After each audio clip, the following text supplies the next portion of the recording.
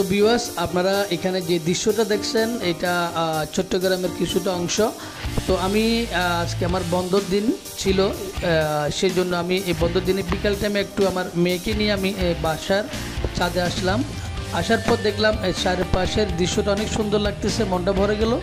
তো সেই জন্য আমি ভাবলাম যে এই দৃশ্যটা একটু ভিডিও করে আপনাদের সাথে আমি শেয়ার করি, আপনাদের দেখলে অবশ্যই ভালো লাগবে। তো আমি ভিডিওটা আপনাদের সাথে শেয়ার করতেছি, সেটা আমার ভালো লাগতেছে, তো আপনারা দেখতে থাকুন, অনেক ভালো লাগবে। এটা হচ্ছে চট্টগ্রাম শহরের একটি কিছুটা অংশ।